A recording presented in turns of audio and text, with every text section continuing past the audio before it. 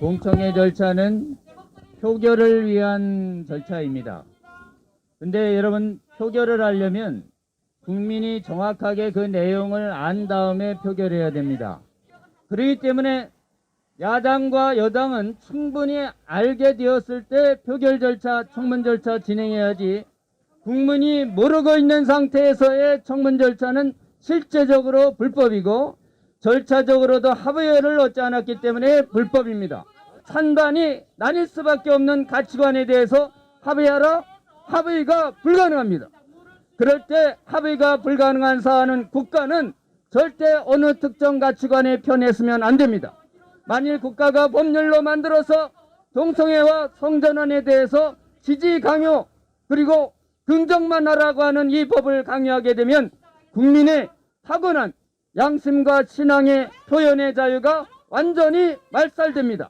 이것은 자유민주주의의 최대적인 전체주의적 독재를 초래하는 것입니다. 민주당이 해야 할 일은 국민한테 정확하게 알려야 하는데 언론이 편파적이어서 차별금지법 긍정보도만 나가고 부정보도를 하지 않고 있습니다. 여러분, 지금 진행되는 차별금지법 공청회는 즉각 중단돼야 합니다. 국민의 진정한 의사에 반하는 반민주적이고 그리고 우리나라의 헌법상의 양심헌법 종교자유에 반대하는 반헌법적인 법이며 아무도 뺏어서는 안 되는 양심과 신앙의 자유를 박탈하는 법입니다. 평등과 자유는 조화를 이루어야 하며 그러기에 자유는 평등만큼 소중한 가치여서 그에 대한 제한은 세밀한 법 이론과 판결을 통해 발전되는 것이 일반적입니다. 자유를 확보하기 위한 투쟁과 희생은 자유대한민국을 여기까지 끌어왔습니다. 평등법 안에 23개 이상의 차별금지 사유 중에는 남녀의 알 수 없는 성이라는 것이 성별의 개념 정의로 되어 있고 성적 지향과 성적 지향은 성행위를 포함하는 것이고 성별 정체성은 타고난 성별과 관계없는 그거와 달리 자신을 인식하는 성, 이것도 포함하고 있으며 국적 등 논란이 큰 사유들을 포함하고 있습니다. 적용 영역도 공무소뿐만 아니라 사립학교, 사기업, 종교기관 등 사회 전 영역에 걸쳐 있고 강제력을 부과한다는 강압적 평등법은 우리 모두의 생존을 위태롭게 할 수 있으며 이를 위한 자유의 억압은 불가피하다는 또는 자유민주국가에서 이러한 평등을 위해서 자유의 수용은 어쩔 수 없다라는 이런 주장들은 자유민주주의 국가를 사회주의 국가로 전환시키려는, 즉 자유에 대해서 평등을 절대적 우위에 두려는 사회 변화를 수용하라 하는 혹시 이런 속임수가 아닐까요? 다양성은 존중하라고 하면서 그에 대한 비판과 반대는 억압하라는 것, 이것은 바로 신전체주의 사회가 아닐까요?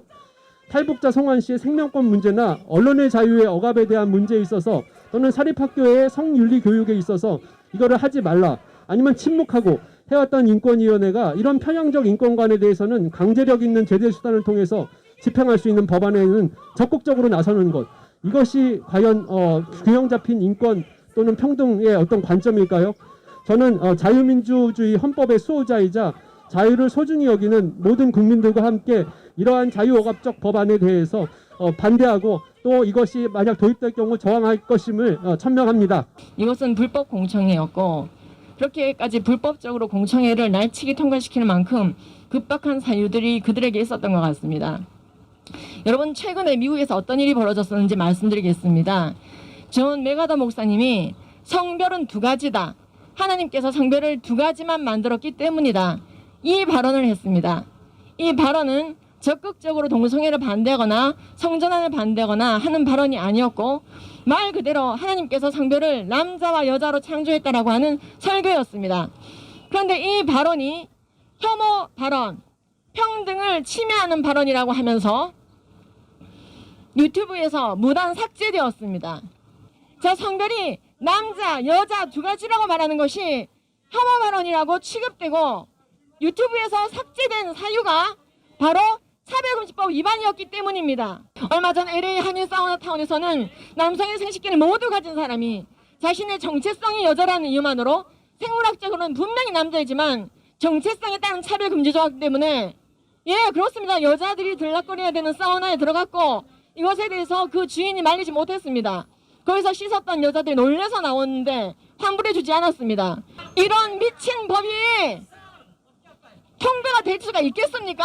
그러니까 불법 공청회를 하는 거예요. 왜 성별이 남자 여자 두 가지란 말 때문에 그렇게 탄압받아야 되는 세상이 돼야 됩니까? 절대로 잘못된 법입니다.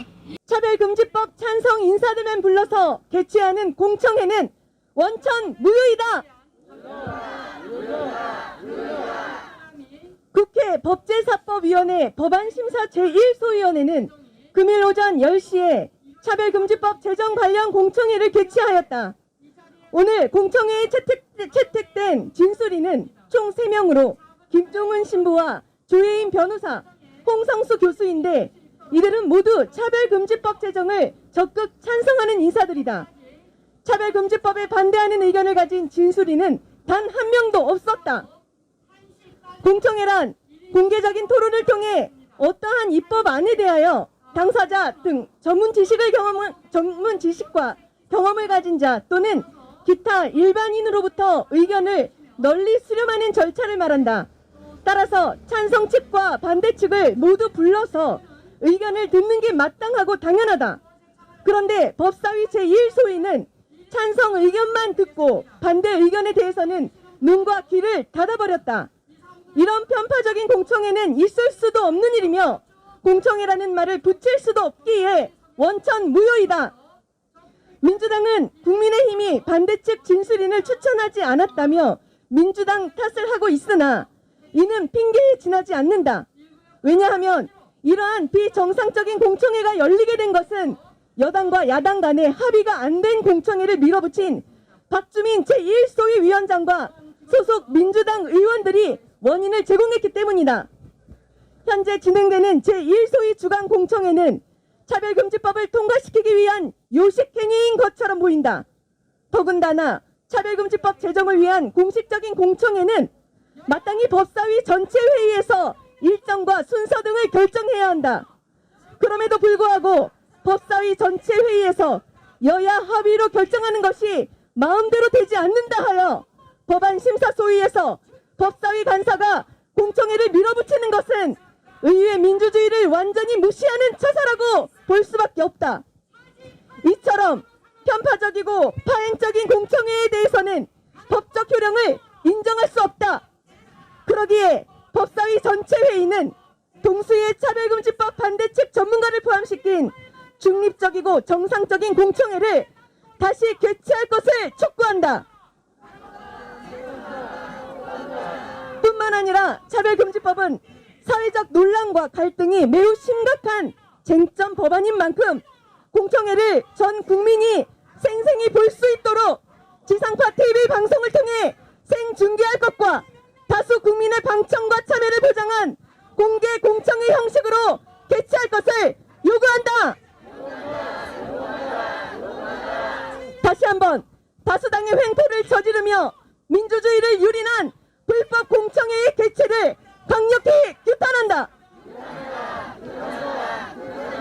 민주당 일부 의원들은 사회적 합의가 없는 차별금지법에 대한 일방적인 입법 독주를 즉시 중단할 것을 엄중히 촉구한다.